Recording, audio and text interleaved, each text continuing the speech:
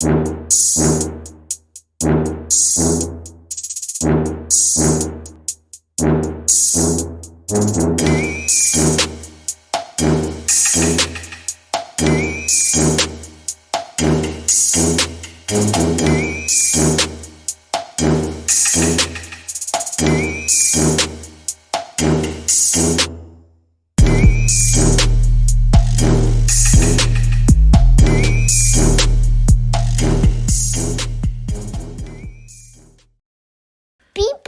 who reacted.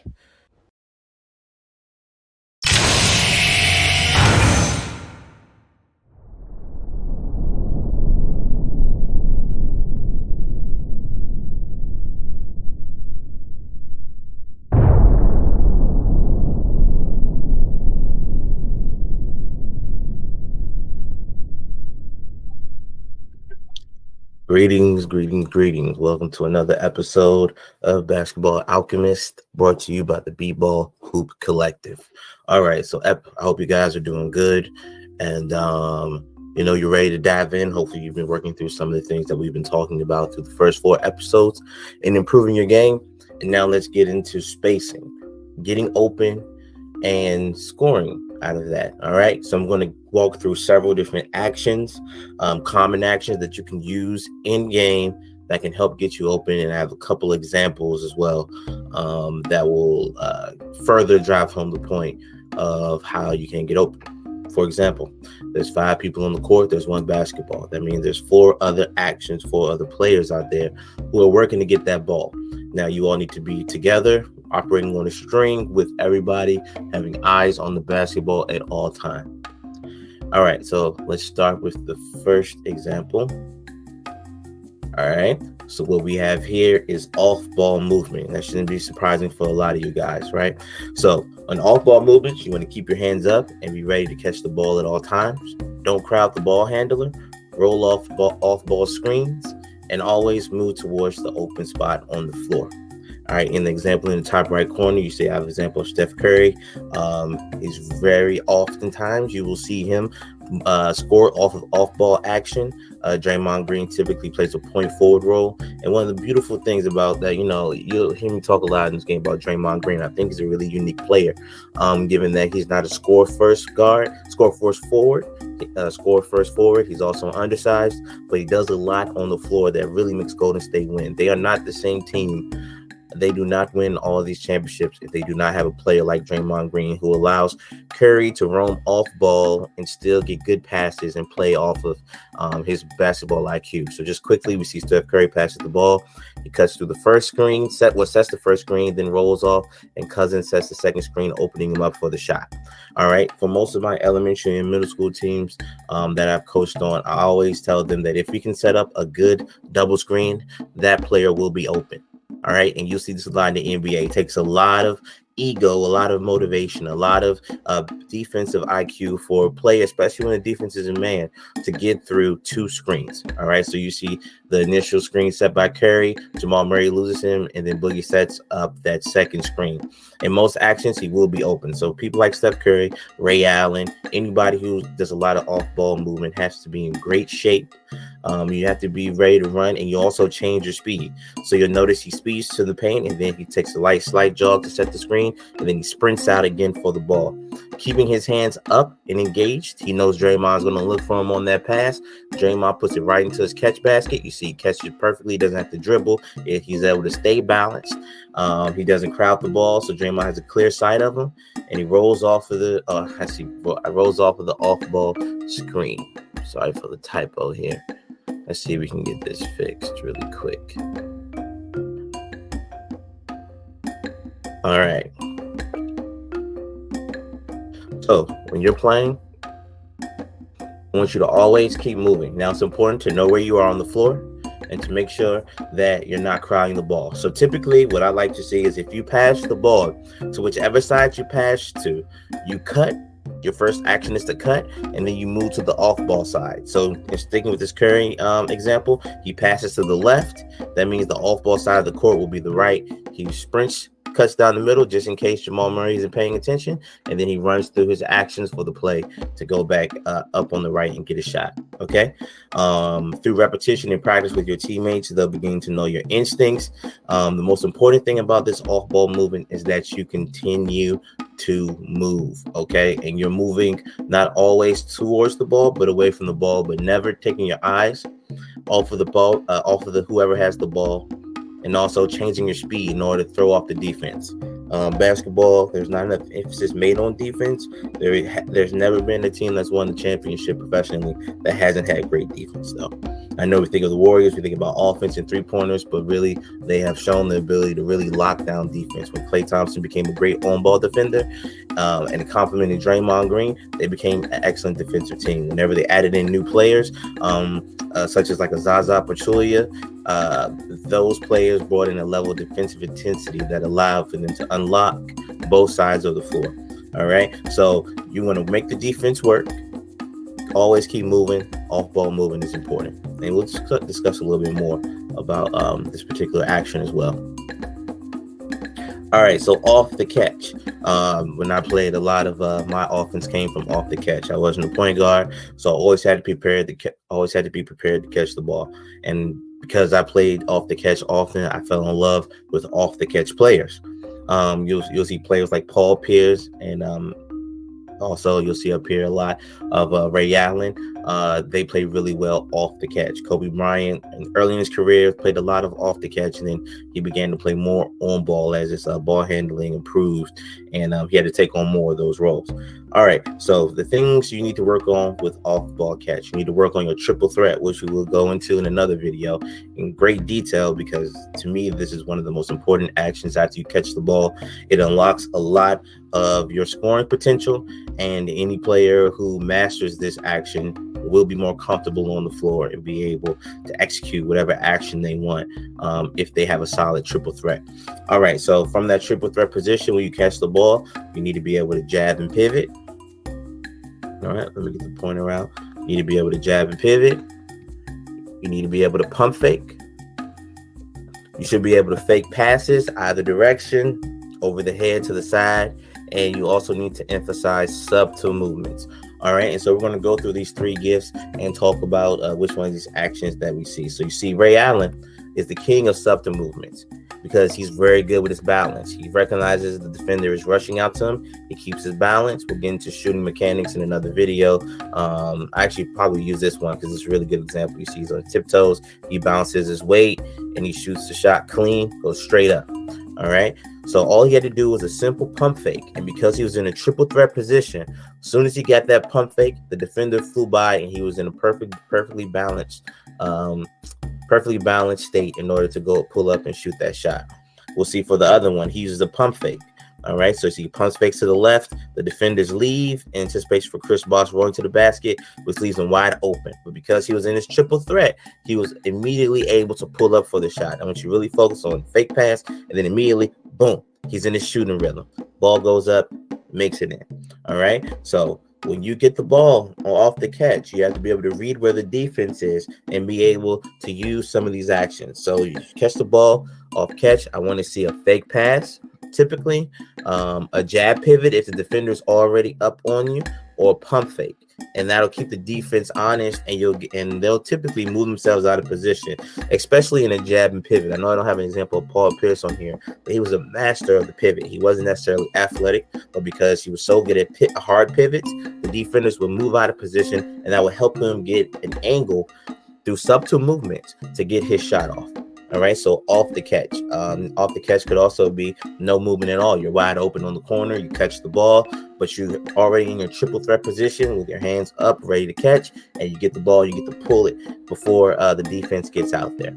All right, so get comfortable with it being close to you. Again, I encourage you, if you're watching this, to go watch the triple threat video either before or after, because this is extremely relevant to off catch action. All right, rhythm dribble. So I debated about putting this in. This is more so for my ball handlers, people who are on ball, or those who get ISO plays called for them. So rhythm dribble. So So this is something that comes with a lot of practice with the basketball. You see, you have two great examples, Allen Iverson and Kyrie Irving, who have amazing dribbles. And the most important things about rhythm dribblers is that they're a threat with both hands. So the defense has to pick a side. Well, they will pick a side more than not. But the other player the ball handler is so good with the dribble that he can easily just attack the offside and still be in a position. And I'll get into more detail with that when I get to the Allen Iverson gift. Also, they're positional. They know where they are on the court. They know where the out of bounds are. They're aware of the position of the guard that's guarding them.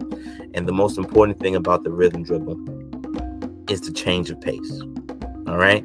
So I chose the Kyrie Irving gift to focus on this change of pace. And so what we'll do here is we'll focus on step back, the threat with both hands and position for Allen Iverson, and we'll talk more about the change of pace and position with Kyrie Irving. All right, so actually, let's do this instead. Let's do step back and threat with both hands with Allen Iverson, and then position and change of pace with Kyrie Irving. All right, so in the Allen Iverson example, you see him use the step back because he's been attacking Tyronn Lue this entire game. So he drives hard with the right, cuts back, and that little bit of room right there gives him an opening for a jump shot. Now, those who don't know this play, it's an iconic play. Takes a step back, he shoots the ball, makes it, and then he steps over Tyronn Lue, who is so far out of position that he loses his balance, falls forward, and lands on his butt. And then Allen Iverson walks right over him. This play is not possible without the threat with both hands. All right. So you see when he pulls out with that left hand, he's comfortable with it. He rocks it, and he actually pulls up from this position. Okay. So it's important that you're able to attack with both hands because eventually the defender will be lost.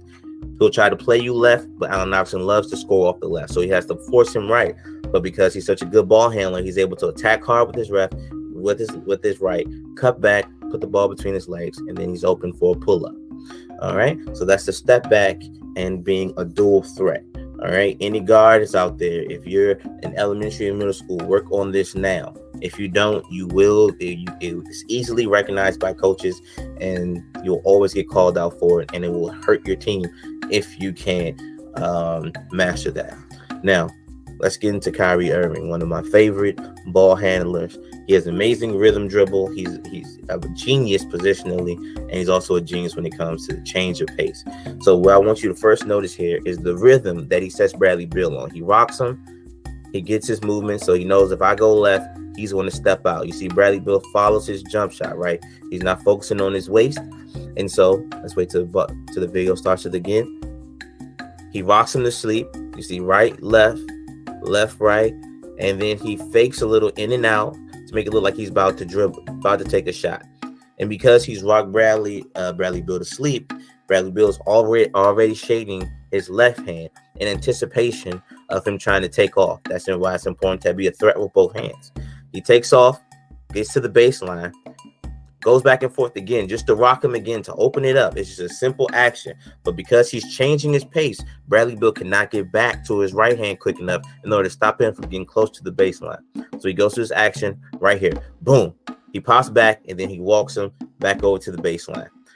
On the baseline, he's aware of his position. He has Bradley Beal now on the side of his body, and he knows that the momentum of Bradley Beal is going to push into him and end up fouling him. And so he pulls up, knowing Bradley Beal's out of position, and sinks the shot.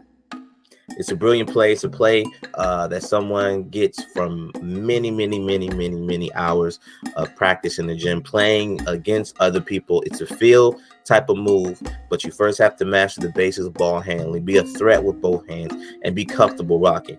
Now, for those players who don't have rhythm, that's fine. It's not about necessarily having like on-beat rhythm. It's about having a certain bop with the ball, all right? A certain swag, and that only comes with working with the ball, always having a basketball in your hands. So let's look again just one more time at this Kyrie one. I want you to really notice his rock. When the ball goes to right or left hand, his body is moving with it. He's swaying, and then he changes his pace. And it's that change of pace that gives him a little bit of a window to get down, open on that baseline, and it completely throws Bradley Beal off. All right, and that's why we see Kyrie cross up a lot of people. You see him make people fall like Brandon Knight. It's because of that change of pace. He's such a threat to score that if he makes a quick action, the defense has to overcompensate for it and ends up putting them out of position. And with this type of guard, you never want to be out of position. If you can, I recommend you go check out some YouTube videos and really get into Kyrie Irving's bag of tricks. It's really impressive. And maybe one day I'll do a video just on, his handling and what he does. Because a lot about him being the best handler is also his particular package and his positioning with the ball. All right. He's really putting a spell on the defender that they can't stop but overemphasize his moves. And then that change of pace is just so quick because the handle is so tight that you're really at a disadvantage. It's really up to him if he's going to miss or not. All right. So you know where we are now. We're now by ourselves in the gym. I want you to relax. I want you to picture yourself on the basketball court working on your ball handling. This is something you can do by yourself. But if you're going to do it by yourself, you need to always dribble as if someone is in front of you reaching for the ball. If you're working on crossovers, try to change the pace. So what you do is you go right, left, right, left, right, left. All right. And then you take off, or you do a hard dribble, step back. All right. I want you to learn how to dribble in rhythm. When you're dribbling, boom, boom, boom, boom, boom, boom, boom, boom, boom, boom. Slow it down, speed it up. And move your body. Sell it with your shoulders. Sell it with your knees. You're rocking in a certain direction. Okay. It doesn't need to be anything fancy. A simple crossover between the legs will get it done. It's all about how you sway with the ball. All right. So when you're dribbling, I will recommend that if you to get your moves down, to be working in the gym by yourself, that way you can really hear the basketball bounce. So you'll get used to a boom, boom, boom, boom, boom, boom, boom, boom, boom, boom, boom. Right, and you get used to the feel of that basketball in your hands. All right, when I played, as you know, I was mainly an off-catch player, so I didn't have a huge dribble package. What I had was about 2 or 3 moves, and I used them all the time. I was a threat to go left or right. So when I was in middle school, I injured my right hand, and I could only play with my left. And so, for about 2-3 months, I can only carry groceries with my left. I had to try to write with my left. I had to do everything with my left. I dribbled the basketball with my left. And my left hand got so strong that when my right hand finally was ready to go, I preferred to drive left-handed because I was weak. I was still strong with my left hand, but it wasn't as strong as my right. So I could lay up a lot softer, and I had good enough handle. And for some reason, I just liked the offensive opportunities I had going left. I think because people saw me shoot right, they assumed that I preferred to go right when playing ball. So they would always angle me to my left, and that was my strong hand. So once they angled me to my left, I would eat them up, and then guess what? They want to play me right, and I'm good with the right too. All right. So make sure you work with both hands. If you want to, let's say, do an inside out between legs to your left, rip back to the right hand. Do the same thing with your left hand. Inside out with the left, through your legs to the right, rip back to your left, and take off. All right, work on attacking on both sides of the court. You can picture this. Always dribble with the mindset of someone in front of you. You want to dribble tight. You want it below your hips. You want to have it almost sliding across. You want to be gliding with it, smooth. And what I see with a lot of kids who necessarily don't play on teams or are playing by themselves, or maybe on just recreationally, the dribbles aren't as tight because they're not used to having someone in front of you.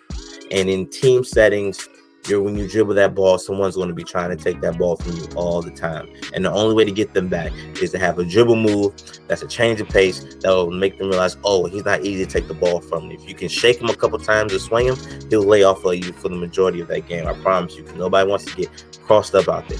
So when you're dribbling, picture someone in front of you. All right. Always have someone in front of you. Always be dipped down with the ball.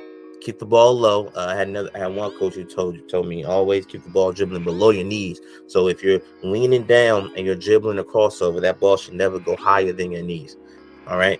And so that might mean you may need to step out a little bit wider, but work on the basics. Keep the ball tight, as low to the ground as you can with reason. Don't be leaning all the way over on the ground. But the change of pace is really what makes it hard for you to steal the ball. It also makes it harder for your defender to steal as well. All right. So you're on this court. There's obviously a basketball hoop. If you're by yourself, I think you should just picture a defender in front of you. Work on your dribble packages, both directions. And at the end, look to score. Don't just be dribbling and not looking to score. All right. All these moves are meant to set up scoring opportunities either for you or your teammates. If you're out there on the court by yourself, no one is around, so you have no one to pass to. Work on getting into the hoop. Work on a floater. Work on something from the inside out that you're going to use in the game. All right. And remember, change of pace. That's the message in this. In order to getting open and getting some space on the floor, you have to be able to change space. All right. You have to be able to change pace. All right. So moving on to our last slide here, ball movement. Okay, and I just wanted to quickly put this in here. I debated on putting it in because I wanted to focus more on individual players in all these videos, at least for this first season of videos. But let's go ahead and get into ball movement because it's such a big part of getting open. There are defenses that are good enough where you won't be able to get a quality shot unless you move the ball. But it's all based off of what? The off-catch actions that we discussed earlier. You see each of these Spurs players, when they catch the ball, they have a triple threat. They're either making a jab or a pump fake, and because the defender's out of position, they pass immediately. Klay Thompson is a good defender, but because Manu Ginobili is a threat where he's at, and makes a good pass, he can't get out to Kawhi quick enough. So Kawhi has the option of whether shooting that three or pump faking, jabbing, and then taking it to the paint, which pulls in Manu's man again. Manu catches the ball. He does a jab fake to the left. He's a left-handed player. Right there, you see the jab. He passes him, then gives Kawhi an even better shot in the paint for a floater. Okay, now everybody in here is important. I want you to also notice not Draymond Green, but Tim Duncan, and how Tim Duncan seals his player now. So when Manu comes down, it pretty much alleviates Draymond Green. Shooting on the far side is Tony Parker. You see Steph Curry can't come out and stop Manu because he's a shooter. These are more advanced actions, but they only happen when the ball moves. And another thing I think is taken for granted about ball movement is it also wears out the defense. So a team like the Golden State Warriors, who have a lot of shooters, have a lot of offensive power, who love to run, you want to make them work on defense. The only time I've seen Steph Curry even get slowed down is when he's being attacked on offense. And that's why you'll notice that the best offensive players on teams, even ones who can play good defense like Giannis, they typically don't guard the best player because they're trying to save their energy on offense. I just watched a basketball game not too long ago with Giannis, and they had him on PJ Tucker, so you could rest in the corner. You'll see on this particular GIF here, Stephen Curry is guarding Tony Parker, who's over there in the corner. And I guarantee you, Tony Parker gets to the top and starts taking over, they're going to switch again because they want him to conserve his energy for offense. So the only way to make guys work is with off-ball movement. And some of the notes for ball movement is to always be a willing passer. The ball will come back to you. I'll speak more on that in a second. Move after passing, cut, relocate. Always relocate. All right, that's a big one there. If you pass that ball, you should be cutting or relocating to a different spot after. Do not pass the ball and stand there. Okay, you want to move. Always keep moving. Also maintaining space. Don't crowd the ball. So we talked about this earlier. If you pass the ball, don't run to the pass to the guy who has the ball again. Give him space. Don't crowd the ball. You want to give him passing lanes. Instead of thinking of, if I get close to his face, he can try to shove the ball into my chest. No, you want to look for passing lanes. So you want to dig and pop out. You want to cut. You want to move around the perimeter. All right. You want to cut down and go to the corner. You always want to think about spacing. And if you're standing next to another person on your team, you need to move someplace else. Either he needs to move, he or she needs to move, or you need to move. All right. And going back to the first one, be a willing passer. The ball will come back to you. Trust me. This is the game of energy. It's the game of vibes. If you get the ball out of your hand quickly and you're sharing with your teammates, that ball will find a way to get back to you. You see in this play, Manu Ginobili is a score first guard, but he understands the principle of all ball movement. So you see he moves the ball and he gets the ball right back and he sets it up. This is an action where only Kawhi and Manu touch the ball. But as you see, they're both willing to pass to one another and they set up each other for the best shot. All right. So next time when they come back down, the defense is going to have in their mind, oh, we need to play harder on Kawhi because he's going to look for that floater. And guess who Kawhi's going to give the ball back to? Manu for an open three. Okay. All right. So play off of each other. This comes also through practice, but trust your teammates. You scorers out there who are good with ISO, man-to-man action. now is the best time to start working on that pass practice, because you will be double teamed. You will be stopped if you can't pass the ball. It really hurt Carmelo Anthony's career, in my opinion, because it took him a little bit too long to learn how to pass and set up his teammates. So if you're a scorer, you need to learn how to set up your teammates. That'll put you in better positions to score, and it'll stop teams from double teaming you as easy. All right. So fellas, please leave. Ladies and gents, please leave your comments down in the section. Please like and subscribe. This is Basketball Alchemy, brought to you by the B-Ball Hoop Collective. Remember, always compete. Never stop competing. And put that work in. All right, we'll see you in the next video.